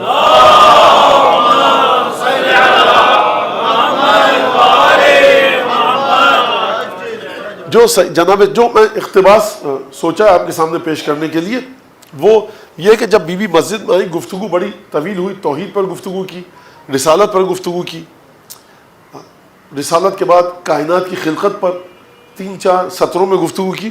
اس کے بعد جناب سید نے فرمایا کہ جو جملہ فرمایا ایھا الناس اعلموا انی فاطمہ, اے لوگوں جان لو میں فاطمہ ہوں. کیا لوگوں کو نہیں پتا کہ یہ فاطمہ نہیں ہے؟ یعنی لفظ فاطمہ, عنوان فاطمہ جو صدق کر رہا ہے اس بی بی پر کہ جو بنت رسول ہے, جو مسجد میں اتنی زحمتوں کے بعد آئی ہے تو بی بی کچھ اشارہ دینا چاہتی ہے نا اسلام کے ذریعے. اس سے ملتا جلتا واقعہ ہمیں کہاں پر ملتا ہے کہ جب سید الشہداء مسجد میں تشریف لائے, رسول خدا نے ممبر چھوڑا, زمین پر اترے اور حسین کو اپنی آغوش میں لیا, زانو مبارک پر بٹھایا اور کہا کہ ھذا حسین فاعرفوہ, یہ حسین ہے, اسے پہچان لو. کیا مطلب؟ مسجد میں شہزادے کے گھر کا دروازہ مسجد کے صحن میں کھلتا تھا, یقیناً آمد و رفت رہتی ہوگی, رسول خدا کے پاس آتے ہوں گے دن میں 1 دفعہ نہیں 10 دفعہ 20 دفعہ, سب پہچانتے ایک ہی بیٹی ہے, 2 ہی نواسے ہیں, تیسرا نواسا نہیں ہے. تو یہ رسول خدا فرمائے کہ دیکھو ھذا حسین فاعرفوہ, یہ حسین ہے پہچان لو. یعنی کیا مطلب؟ یعنی یاد رکھنا, بھول مت جانا کہ یہ میرا نواسا تھا. تو لگتا ہے گویا جو میرے ذہن کہتا ہے وہ یہ کہ اعلموا ایھا الناس اعلموا انی فاطمہ, جان لو کہ میں فاطمہ ہوں, تمہارے رسول کی بیٹی ہوں. اور اقولھا عوضا علی بدء, اس کا مطلب کیا ہے؟ عوض کا مطلب ہوتا ہے, عود کا مطلب ہوتا ہے پلٹنا, بد کا مطلب ہوتا ہے شروع کرنا. یعنی بی بی فرما رہی میری پہلی اور آخری بات یہی ہے کہ میں فاطمہ ہوں, رسول کی بیٹی ہوں. یعنی اب تمام کے تمام فیصلے جو جناب سیدہ کے سلسلے میں مسجد میں کیے گئے, بی بی کہہ رہی اپنی نظر میں رکھنا میں فاطمہ ہوں, رسول کی بیٹی ہوں. جب فاطمہ ہوں, رسول کی بیٹی ہوں, تو تمہیں یاد ہے نا کہ یہ میرے جملے ہیں, یہ بی بی کے خطبے کے جملے نہیں ہیں. تمہیں یاد ہے نا کہ میرے بارے میں رسول نے کیا کہا تھا؟ میرے بارے میں کبھی یہ لفظ استعمال کیا, میری بیٹی فاطمہ کے گھر کے دروازے کی حرمت کو جو توڑے گا ایسا ہے کہ میری حرمت کو توڑے گا. لعنت ہو اس پر جو سیدہ کے گھر کی حرمت کو پامال کرے, لعنت ہو اس پر جو سیدہ کی حرمت کو پامال کرے. یعنی انسان پاتال میں گرنے کے لیے سیدہ کی بے احترامی تک بات نہیں پہنچے گی. دروازے کو اگر کسی نے اس طرح سے دیکھا کہ جس سے کینہ چھلکے, جس سے بے حرمتی چھلکے, کوئی شخص جا رہا ہو جاتے ہوئے کینے کے ساتھ دروازے سیدہ کو ٹھوکر مار کر جائے, بات ختم ہو گئی, سیدہ تک بات پہنچنے کی ضرورت نہیں ہے. جو یہ حدیث ہے کہ لعنت اس پر جو دروازے سیدہ کی توہین کرے, فرمایا اقولھا عودا علی بدء, اول و آخر میری بات یہی ہے کہ میں فاطمہ ہوں. اور اس کے بعد بی بی نے ایک عجیب آیت پڑھی, سورہ توبہ کی آخری آیت, کہ دیکھو لقد جاءکم رسول من انفسکم عزیز علیہ ما عنتم حریص علیکم بالمؤمنین رؤوف الرحیم. دیکھو ایک رسول آیا ہے خود تمہارے درمیان سے, مکے میں, مکے کے گلی کوچوں میں وہ رسول تھا, اس رسول کا گھر مکے میں تھا. رسول کی زندگی تمہارے سامنے ہے, تم نے رسول کی زندگی میں کوئی کجی پائی؟ دیکھیے بی بی نے آیت پڑھی ہے. اب میں کہا جائے اس کو تفسیر تو نہیں کہہ سکتے, لیکن ذرا معنی کو آسان کر کے پیش کر رہا ہوں آپ کے سامنے کہ لقد جاءکم رسول من انفسکم, تمہارے درمیان سے رسول کو اٹھایا گیا. تم نے رسول کی ذات میں کبھی کوئی خامی دیکھی؟ رسول کی ذات میں کبھی کوئی کجی دیکھی؟ رسول کو کوئی ناروا نازبہ کام کرتے دیکھا؟ رسول کی زبان, رسول کی نگاہیں, رسول کی سماعت, رسول کے قدم, یعنی رسول مجسم نیکی, مجسم بھلائی, مجسم خیر. تم دیکھ رہے ہو نا, تمہارے درمیان سے تو آئے تھے, تمہارے گلی کوچوں میں ہی گھومتے تھے, تمہارے گلی کوچوں میں ہی آمد و رفت کرتے تھے, تمہارے ساتھ بیٹھ کر کھانا کھاتے تھے, نماز میں تم دیکھتے تھے. رسول کی ذات میں کوئی عیب, کجی, کمی, نقص نہیں ہے. لقد جاءکم رسول من انفسکم عزیز علیہ ما عنتم, جو تم کو تکلیفیں ہوتی ہیں نا, اس کی تکلیف رسول کو بہت ہوتی ہے. شاق ہے رسول پر جو تکلیفیں تم اٹھاتے ہو. عزیز علیہ ما عنتم حریص علیکم بالمؤمنین رؤوف الرحیم. حریص کا معنی ہم استعمال کرتے ہیں, حریص یعنی لالچ, یعنی بہت حریص ہے. لیکن میری جو سمجھ میں آیا ہے, اگر کسی کے سامنے کوئی بہتر معنی ہو مجھے مجلس کے بعد بتائے, بہت شکر گزار بھی ہوں گا میں اس کا. حریص کا مطلب جو آئمہ کی احادیث سے میں نے نکالا ہے اور جو حضرت رضا کی کچھ احادیث سے نکالا ہے, حریص کا مطلب یہ کہ ہر جتن کر دینا, کوئی جتن چھوڑنا نہیں, کوئی دقیقہ فروگزاش نہ رکھنا.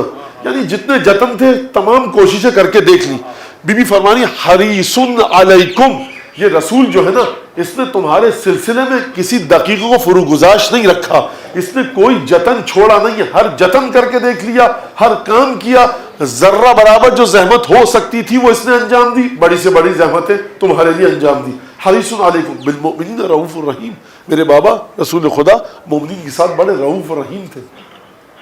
اور پھر فرمایا دیکھو کہ عجیب جملہ ہے، اگر تم فَإِن تعزو ہو، اگر تم نسبت دینا چاہو میرے بابا کو تو تجد ہو ابی دون نسائکم و اخبن عمی دون رجالکم، اگر تم اپنے مردوں میں جا کر دیکھو، دیکھیے بی بی کہاں سے اس گفتگو کو لے کر آغاز کیا ہے، اگر تم خواتین میں دیکھو تو سوائے میرے کسی اور کے باپ نہیں ہے، اگر مردوں میں دیکھو تو سوائے میرے شوہر کے کسی کے بھائی نہیں ہے. یعنی اگر بنوت اور پدری کا رشتہ دیکھنا ہے تو میرے گھر میں ہے، اگر رسول خدا کے بھائی چارگی کا، اخوت کا تم کو رشتہ دیکھنا ہے، وہ قرآن جو یہ فرما رہا انما المؤمنون اخوہ، صرف اور صرف صاحبان ایمان ایک دوسرے کے بھائی ہیں، تو تم بتاؤ کہ رسول خدا نے کس کو تم میں سے اپنا بھائی قرار دیا؟ ایمان کا درجہ جو رسول خدا کا تھا وہی میرے شوہر کا تھا نا، تبھی تو اپنا بھائی قرار دیا. جس کے ایمان کا درجہ اس مقام پر ہے، میں جو رسول کی بیٹی ہوں، میری زبان کی گواہی دی ہے، میرے عمل کی گواہی دی ہے، میں تمہارے پاس آئی ہوں. اور فرمایا وَلَا نِعْمَ الْمَعْزِيُ إِلَيْهِ، میں جو نسبتیں بتا رہی ہوں اپنی اور اپنے شوہر کی، کتنی بہترین نسبتیں ہیں یہ جو میں تم کو بتا رہی ہوں. عجیب جملہ. فرمایا کہ فَبَلَّغَ صَادِعًا بِالنَّذَارَةِ، فرمایا میرے بابا نے تبلیغ کی، بہت ڈٹ کر جم کر خوف خدا بتایا، سکھایا اور یاد دلایا. اور پھر فرمایا کہ جو قرآن کی آیت ہے کہ حکمت اور موعظہ حسنہ کے ذریعے، جو قرآن کی آیت ہے جادلہم بالحکمت، پروردگار نے فرمایا کہ رسول خدا کے بارے میں کہ اے حبیب محمد مصطفیٰ ان کو تم اپنے دین کی طرف بلاؤ. کس کے ذریعے بلاؤ؟ موعظت کے ذریعے، حکمت کے ذریعے اور تمام ان باتوں کے ذریعے جو عقل و شعور اور انسانی شعور کے پیمانے کے مطابق ہوں.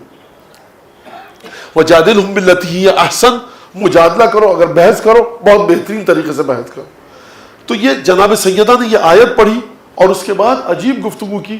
فرمایا کہ رسول خدا کے بارے میں کہ فلما، جب رسول خدا نے یہ کام کیا کہ ینکت الاصنام ویجز الحام، جب میرے بابا نے بتوں کو توڑ دیا اور سب کی گردنوں کو نیچا کر دیا، اور پھر جملہ استعمال کیا حتی تفر اللیل عن صبحہ واسفر الحق عن محضہ، یہاں تک کہ کفر، شرک، نفاق کی سیاہ رات ختم ہوئی اور ایمان اور اسلام کی صبح کی روشنی نمودار ہوئی.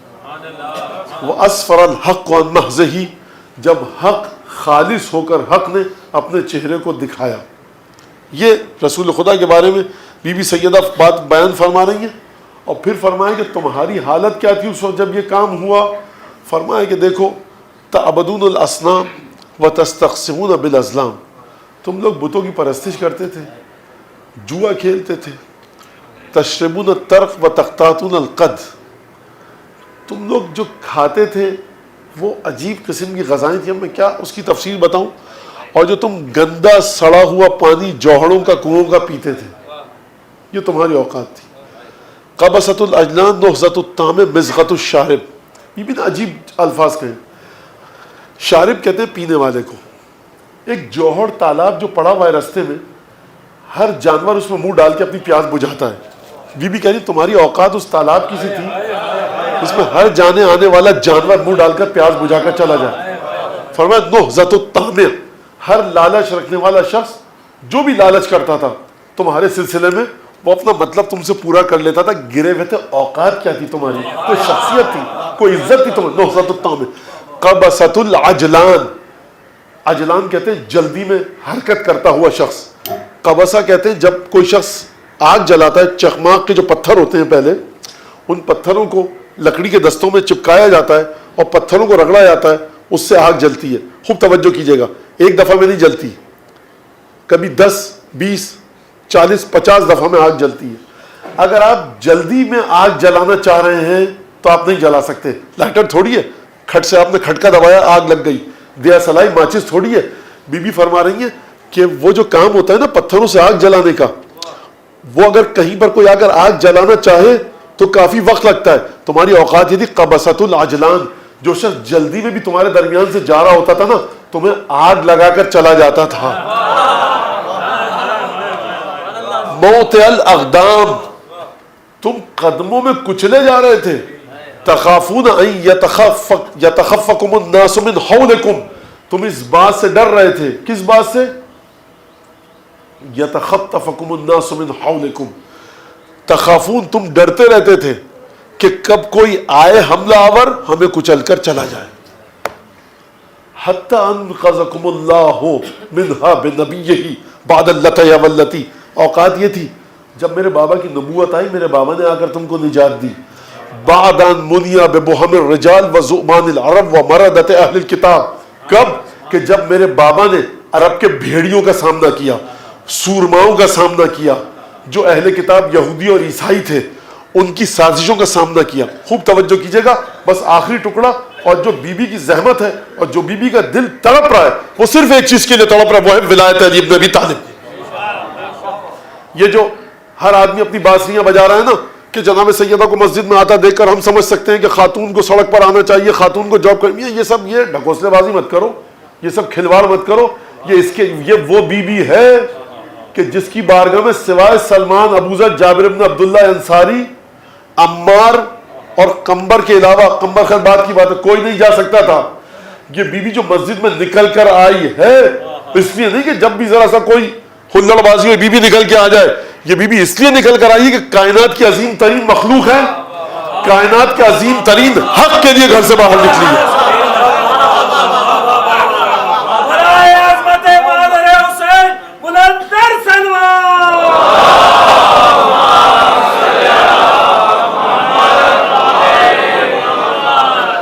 عورتوں کو آنا چاہیے اجتماع میں فلاں، یہ کوئی ایسی بات نہیں ہے، کوئی ایسا سلسلہ نہیں ہے، بلند ترین حق کے لیے آئیں گے.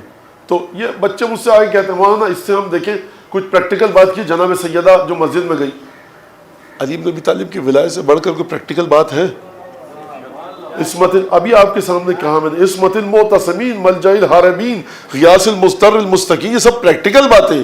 تو پھر اس کے بعد بی بی نے کیا فرمایا؟ موطئ الاقدام، تم قدموں کے کچلنے کی جگہ پر تھے. حتی انقذکم اللہ منہا بنبیہ بعد اللتی واللتی، بعد اللتی واللتی یعنی کیا کیا چیزیں تہوبالا ہوئیں، زیر و رو ہوئیں، ایک کوہرام مچا، کیا حالات گزرے، وہ داستان ایک عجیب ہے، میں اس میں نہیں جانا چاہ رہی. یعنی یہ میں اپنے الفاظ میں پیش کر رہا ہوں. فرمایا بعد ان منیا ببہم الرجال وزبان العرب ومردت اہل الکتاب، زبان کہتے ہیں بھیڑیوں کو، عرب کے بھیڑیوں کا سامنا میرے بابا نے کیا، عرب کے بہادروں کا سامنا میرے بابا نے کیا. اہل کتاب کے جو لوگ تھے جو دین سے پیچھے لانا چاہ رہے تھے، دین کو اس کے رستے سے ہٹانا چاہ رہے تھے، جو دین پر سے ہٹ چکے تھے، ان کا سامنا میرے بابا نے کیا. اب سمجھیے کہ کیسے کیا، سمجھیے کہ کیسے کیا. تو ہم تو بڑے آسانی سے، میں نے کتاب میں دیکھا، کتاب چھپ گئی، میں نے پڑھا، اچھا یہ جملہ، اس کو دیکھا، رٹا، آپ کے سامنے بیان کر دیا. کھولن جو مچی ہوئی ہے جناب سیدہ کے قلب مقدس میں، ہم اس تک کہاں پہنچ سکتے ہیں؟ بی بی دیکھ رہی کہ کمائی میرے بابا کی تھی، زحمتیں میری ماں کی تھی، دولت میری ماں کی لوٹی، آرام میرے بابا کا برباد ہوا، زخموں سے چور چور میرا شوہر ہوا، فاقے حسن حسین زینب نے کیے. اب تم لوگ آ کر کہہ رہے ہو کہ دین پر تمہارا حق ہے. فرمایا خوب توجہ کیجئے گا، یعنی واقعی مجھے بتائیے کوئی خاتون متقی پارسا پرہیزگار بدر، خیبر، خندق، احد، حنین کے بعد اپنے شوہر کو گھر میں آتا ہوا دیکھے، لہو لہان، زخموں پہ زخم لگے ہوئے. احد کے 2-3 مہینے بعد مولا کائنات بستر سے اٹھ نہیں سکے تھے، اتنے زخم تھے. کوئی میرا نوجوان بچہ سوچے گا کہ مولا کائنات کو نقاہت اتنی کیسے طاری ہو گئی؟ اگر معجزہ دکھاتے تو زخمی کوئی نہیں لگتا. دروازہ خیبر 44 آدمی نہیں ہلا سکتے تھے. ابن ابی الحدید کے بقول مولا نے 4 انگلیوں سے اٹھا لیا. بات معجزے کی نہیں ہو رہی ہے، زخموں سے چور چور خون بہ رہا ہے. سیدہ مرہم لگا رہی ہیں، بوریاں جلا کر زخم میں بھر رہی ہیں. علی آئے زخموں سے چور چور. اگر کچھ 200-400 500 1000 اشرفیوں کی تھیلی لاتے، نعوذ باللہ خاکم بدہن، یہ مثال بھی غلط ہے شہزادی کے بارے میں دینا، تو شاید اچھا چلو بھائی شوہر لڑ کے آیا تو پیسہ بھی لے آئے. عجیب شوہر ہے، رستے میں انفاق کر دیتا ہے. مسلمانوں کو ملی فتح، مسلمانوں نے عیش اڑائے، مسلمانوں نے اچھا کھانا کھایا. بی بی نے فرمایا تأکلون الصف، پھر جب میرے شوہر کی تلوار چلی تم لوگوں نے اچھے کھانے کھائے. وَأَنْتُمْ فِي بُلَحْنِيَةٍ مِنَ الْعَيْشِ وَادِحُونَ فَرِحُونَ فَكِهُونَ. وفی رفاہیت من العیش فکہون، اچھی زندگی تم نے گزاری، تلوار چلی میرے شوہر کی، زخم کھائے میرے شوہر نے، میں نے کیے فاقے. یعنی بی بی احسان نہیں جتا رہی ہے، یہ میرے الفاظ ہیں، یہ بی بی کے الفاظ نہیں ہے، میں آپ کے سامنے پیش کرنا چاہ رہا ہوں. فاقے کیے میرے بچوں نے. ہمیں کیا ملا؟ شوہر کا بدن زخموں سے چور چور. ہمیں کیا ملا؟ میں نے فاقہ کیا. دسیوں پیون لگی ہوئی چادر اوڑی. میرے بچے، میری بیٹی فاقوں کے ساتھ رات کو سوتے تھے. سورہ دہر نازل ہوئی، 3 دن تک ہم نے اپنی جو کی روٹیاں دی، ہمارے پاس کچھ نہیں تھا. تلوار چلی میرے شوہر کی، لذت عیش ملی تم کو. اگر عقل سے سوچو نا، دنیاوی لحاظ سے بھی، یعنی بی بی کی زبان حال یہ ہے، اگر دنیاوی پیمانوں کے مطابق سوچو تو سب سے زیادہ حق دین پر میرا اور میرے شوہر کا ہے. اور تمہاری اوقات کیا تھی؟ تتربصون بین الدوائر وتتوقفون الاخبار وتفرون عند القتال. تمہاری اوقات یہ تھی کہ تم ہمارے بارے میں بری خبروں کے منتظر تھے کہ آج علی قتل ہو جائے تو مزہ ہی آ جائے، نبی کے بازو کٹ جائیں گے. تم یہ چاہ رہے تھے. اور تمہاری کیفیت یہ تھی وَتَنْكِسُونَ عِنْدَ النِّزَالِ. جب میدان جنگ میں اترنے کا وقت آتا تھا تو گھوڑے پر چڑھے بیٹھے رہتے تھے، بھاگ جاتے تھے. وَتَفِرُّونَ عِنْدَ الْقِتَالِ. اور اگر غلطی سے میدان جنگ میں اتر بھی جاتے، جب تلواریں کھنچتی تھی، تفرون، فرار کر لیتے تھے. احد میں رسول کو بچایا کس نے؟ یہ جو ہم آج نعت رسول پڑھتے ہیں وَمَا أَرْسَلْنَاكَ إِلَّا رَحْمَةً لِلْعَالَمِينَ، یہ آیت اس کو زندگی کس نے دی؟ یہ ذوالفقار علی ابن ابی طالب نے زندگی دی.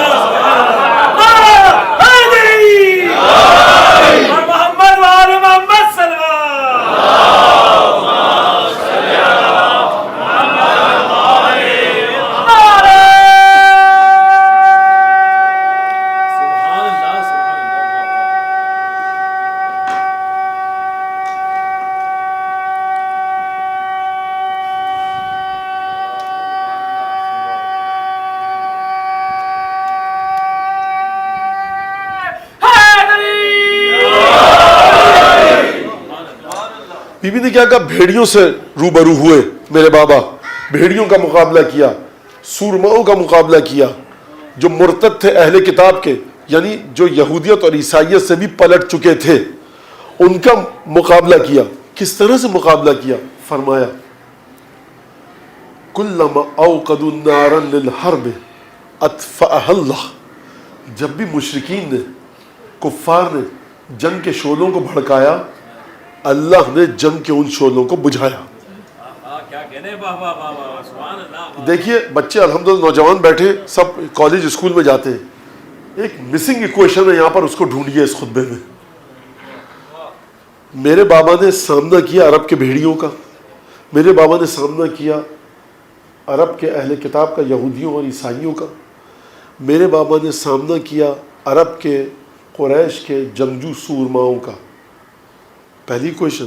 دوسری کویشن، کلما، قرآن کی آیت ہے یہ آیت، قرآن، کلما اوقدوا نارا للحرب اطفأها اللہ. جب بھی ان لوگوں نے جنگ کی آگ کو بھڑکایا، خدا نے بجھایا. میرے بابا سامنا کر رہے تھے جنگ کا، خدا جنگ کی آگ کو بجھا رہا تھا. بات واضح ہو گئی. پھر بی بی نے اگلا جملہ کیا کہا؟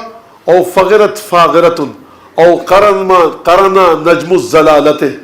جب بھی کوئی فتنہ اٹھا اور گمراہی کا کوئی بھی فتنہ نمودار ہوا تو اب سمجھیے وہ مسنگ ایکویشن میں آپ کے سامنے لا رہا ہوں، خطبے کے اندر موجود ہے، بے عین ہی لفظ موجود ہے، کوئی میں تیر نہیں مار رہا کہ نکال کر لا رہا ہوں، عیناً الفاظ بی بی کے آپ کے سامنے پیش کر رہا ہوں. اس میں میری کوئی محنت ہے نہیں. الحمدللہ بی بی نے بہت عجیب الفاظ سے تمام چیزیں واضح کر دی ہیں.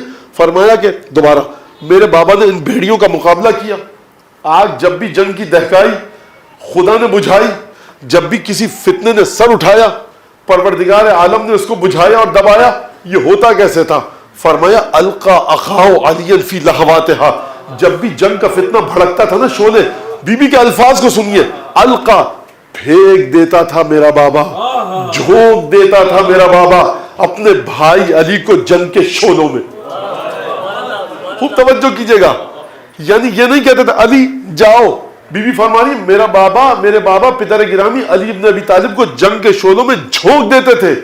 دوبارہ چلیے اس جملوں کی طرف، تنکسون عند النزال وتفرون عند القتال.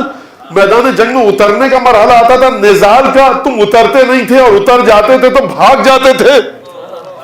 اور میرے شوہر کو، خوب توجہ کیجئے گا، معذرت چاہتا ہوں، شوہر نہیں کہا، فرمایا رسول خدا اپنے بھائی کو. شوہر کا لفظ کیوں نہیں استعمال کیا؟ اگر شوہر کا لفظ استعمال کر دیتی، میرا خیال یہ ہے تو وہاں پر رسول خدا کا جو قلبی لگاؤ ہے علی کے ساتھ وہ سمجھ میں نہیں آ سکتا تھا. یعنی بی بی فرمانا چاہ رہی ہے میرے شوہر سے خدا، رسول خدا میرے شوہر کو داماد کی نگاہ سے نہیں دیکھتے تھے، اپنے بھائی کی نگاہ سے دیکھتے تھے. بھائی پشت ہوتا ہے، بھائی دست و بازو ہوتا ہے. علی ابن ابی طالب سے محبت اس طرح سے نہیں کرتے تھے جس طرح داماد سے ہو. علی ابن ابی طالب سے بھائیوں کی طرح محبت تھی. یعنی رسول خدا کی روح علی ابن ابی طالب کے ساتھ تھی. القا اخاہ علی فی لہواتہا، رسول خدا علی ابن ابی طالب کو جنگ کے شعلوں میں جھونک دیتے تھے. فلا ينكفي الا سماخها باخمصه ويحد لهبا بحد سيفه، اور علی اس وقت تک نہیں پلٹتے تھے جب تک اپنی ہتھیلی اور انگوٹھے سے فتنے کا سر نہیں کچل دیتے تھے، اور اپنی تلوار کے دھار کے پانی سے یخمد حد لہبها وَيُخْمِدْ لَهَبَهَا بِحَدِّ سَيْفِهِ، علی اپنی تلوار کی دھار سے جب تک جنگ کے شعلوں کو بجھا نہیں دیتے تھے، پلٹتے نہیں تھے.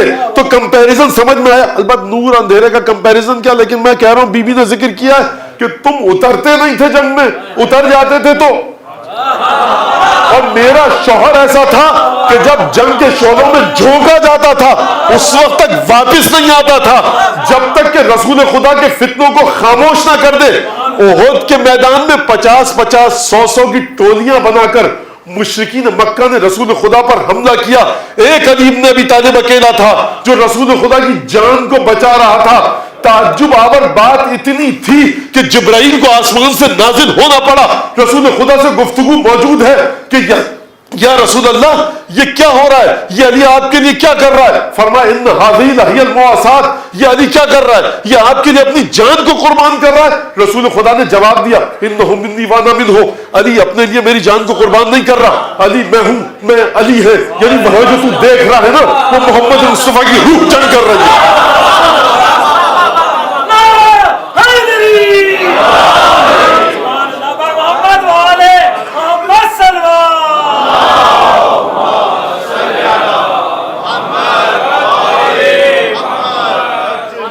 یہ بی بی کا خطبہ، اس کے چند الفاظ آپ کے سامنے پیش کیے، امید ہے کہ قبول فرمائیں. حضرت حجت اس کو آپ سے. اب مجھے بتائیے کہ جس نے اس طرح سے دیکھا ہو پوری تاریخ کو اسلام کی، وہ اپنے بازو کے زخم کو، پہلو کے زخم کو بھول گئی ہے. مصیبت اتنی بڑی ہے جناب امیر المومنین کی، جو مولا کائنات کا حق غصب کیا گیا. وہ وقت آیا کہ جب بی بی نے وصیتیں کرنا شروع کی، یا علی مجھے رات کو دفن دیجیے، رات کو نماز پڑھیں، اور میری قبر کا کسی کو پتہ مت بتائیے گا.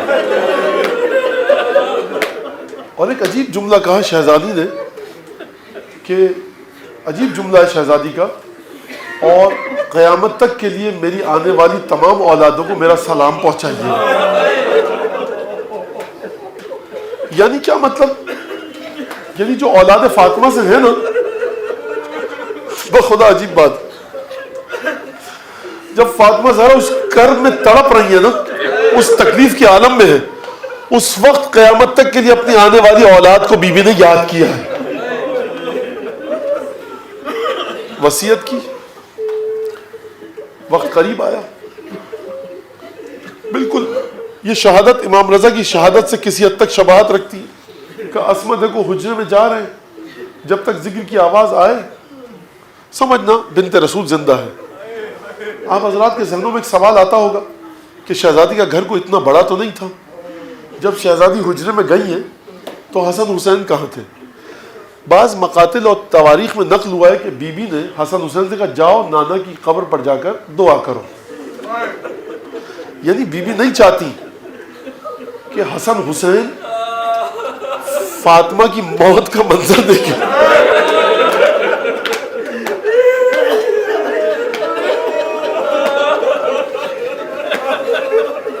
میں کہوں گا شہزادی کتنی محبت ہے حسن حسین سے. مجھے جناب زینب کا نہیں ملا تاریخ میں کہ بی بی زینب کہاں تھی جب شہزادی رخصت ہوئی، لیکن میں کہوں گا بی بی گوارا نہیں کیا نا آپ نے کہ حسن اور حسین آپ کی موت کے منظر کو دیکھیں. میں کہوں گا شہزادی جب حسین ابن علی گھوڑے سے زمین پر آئیں گے اور آپ کی بیٹی اس منظر کو دیکھیں. ایک دفعہ اسما کہتی ہے کہ ذکر کی آواز آنا بند ہوئی. اسما کس طرح سے برداشت کریں؟ آنسوؤں کو اسما نے پیا. اب ہمت نہیں ہے اسما کی حجرے میں جائیں، فاطمہ کی وصیت پر عمل کرنا ہے. شہزادے رسول خدا کی قبر سے جب دعا کر کے واپس آئے، اسما نے کہا بچوں کھانا کھا لو. شہزادوں نے جواب دیا عصر کا وقت ہے. جو وقت ملتا ہے ہمیں تاریخ میں وہ ملتا ہے عصر کا، کہ اسما آپ جانتی ہیں کہ عصر کا وقت ہم کھانا نہیں کھاتے. مادر گرامی کہاں ہے؟ دیکھیے اسما اپنے آنسو تو پی چکی تھی لیکن چہرے کا رنگ متغیر تھا، چہرے پر عجیب غم کے آثار تھے. بچوں نے چہرہ دیکھا، دوڑتے ہوئے حجرے میں گئے، دروازہ کھولا. اب مجھے نہیں پتا یہ بڑے شہزادے کے الفاظ ہیں یا چھوٹے شہزادے کے. ایک آواز آئی کلمینی یا اماں، اور مادر گرامی کچھ تو بولی ہے.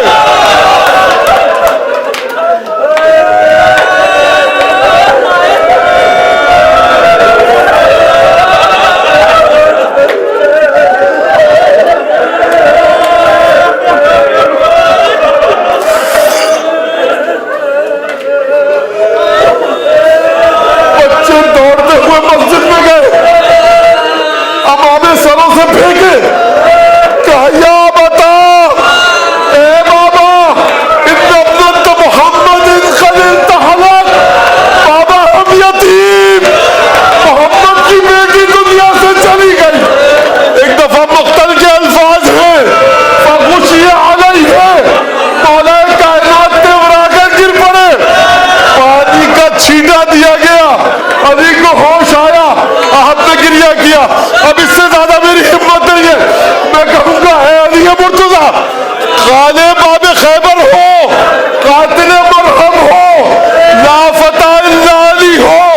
جب فاطمہ کی شہادت کی خبر ملی تیورا کے زمین پر گر گئے. ارے فاطمہ کے بدن میں تیر تو نہ تھے، فاطمہ 3 دن کی پیاسی تو نہ تھی. اے مولا کائنات مجھے یہ بتائیے کہ جب زلجھنا عاشور کے دن خیموں میں دوڑتا ہوا جائے گا تو بیویوں کو کون تسلی